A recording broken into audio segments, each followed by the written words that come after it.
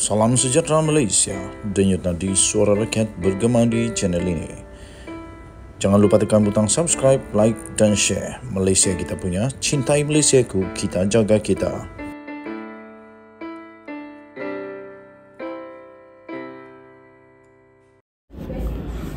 Salam sejahtera Malaysia, denyut nadi suara rakyat bergema di channel ini.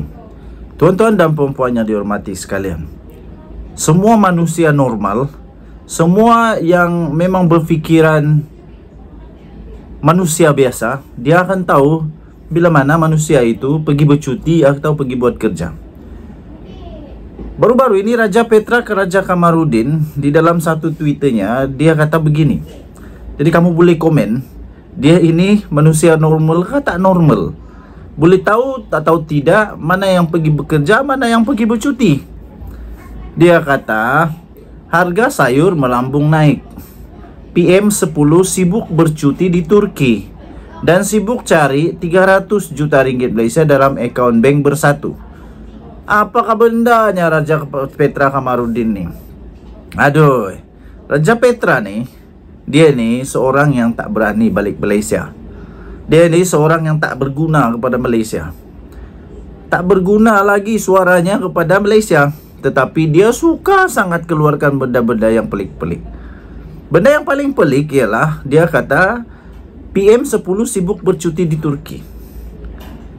Saya nak tanya, adakah PM seperti PM10 ini? Yang mana dia pergi ke satu tempat, ni kerana urusan kerja yang jauh pula tu. Lepas tu balik Malaysia tak sampai berapa jam terus pergi parlimen, direct pergi ke parlimen. Tapi PM dulu macam mana? Lepas itu PM ke-10 dia tak pergi bercuti, dia pergi buat lawatan kerja.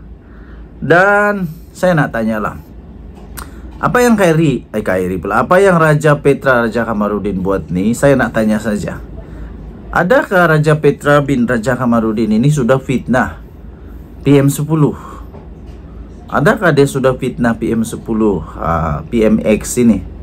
Dan untuk sibuk cari wang 300 dalam akaun bank bersatu itu, dia bukan dia yang sibuk. Apa bendanya nih? Bukan dia yang sibuk. Ada SPRM. Ada SPRM yang buat kerja. PM10 tak payah nak sibuk-sibuk buat kerja. Ada SPRM yang boleh buat kerja. Ada PDRM yang boleh buat kerja. Ada penyiasat-penyiasat yang boleh buat kerja. Oleh itu tuan-tuan dan puan yang dihormati sekalian, saya nak beritahu bahawa PM10 dia tak akan buat apa-apa yang tak betul kalau tak ada benda yang tak betul. Masalahnya sekarang, dia kena bertindak seperti yang dia war-warkan di dalam PRU15 yang lalu, yaitu melawan rasuah.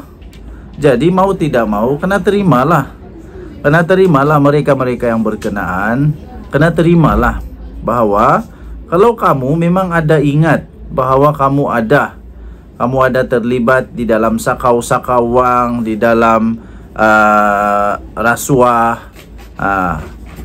kena ambil maklum lah. Seperti kawan saya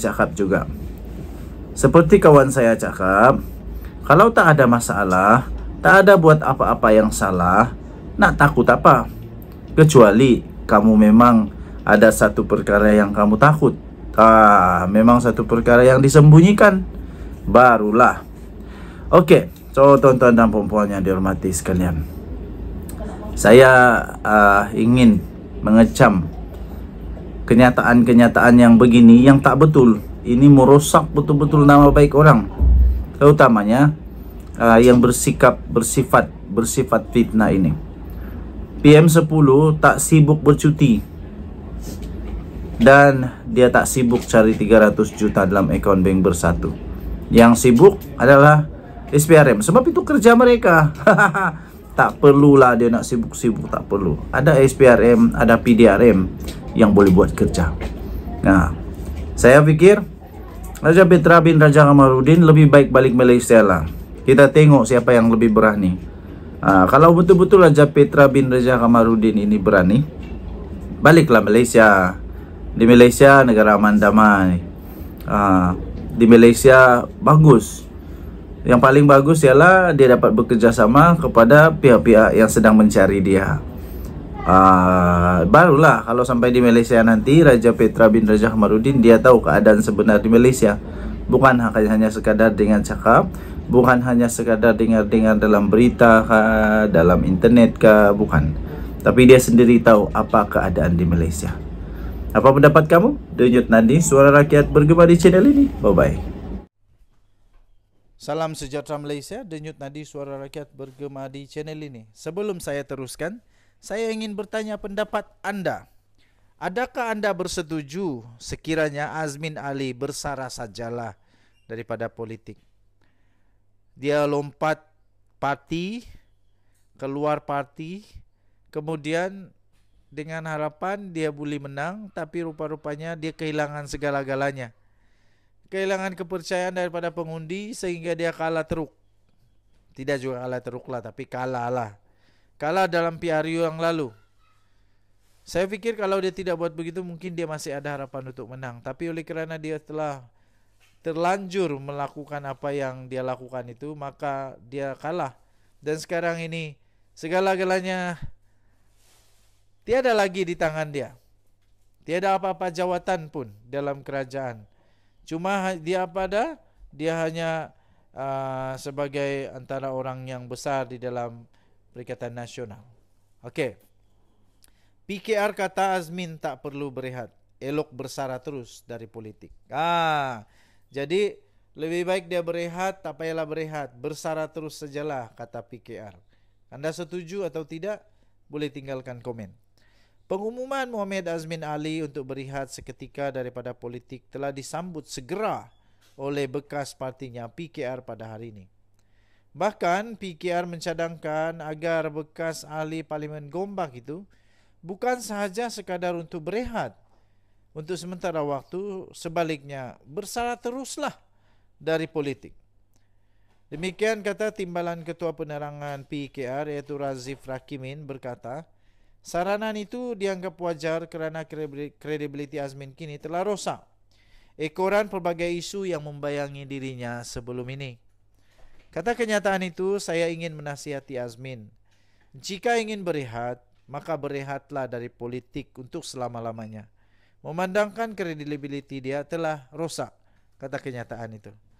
Tambah lagi, tidak mungkin lagi rakyat akan memberikan kepercayaan kepada pengkhianat seperti Azmin walau berkali-kali dia melakukan riset politik, katanya dalam kenyataan pada hari ini. Razif berkata demikian susulan satu laporan yang menyebut kononnya Azmin Ali mahu berehat seketika daripada membabitkan diri dalam politik secara aktif.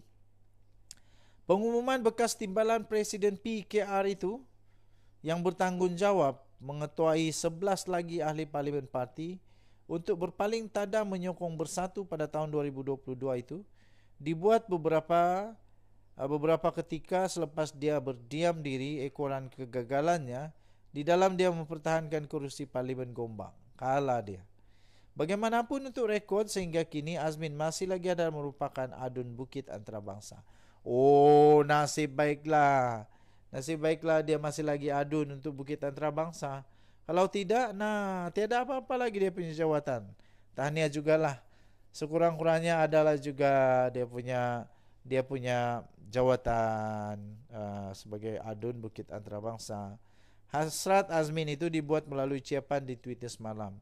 Menurut bekas Menteri Kanan kepada Kerajaan Perikatan Nasional berkenaan, dia bagaimanapun bertekad untuk terus berkhidmat kepada negara dan rakyat.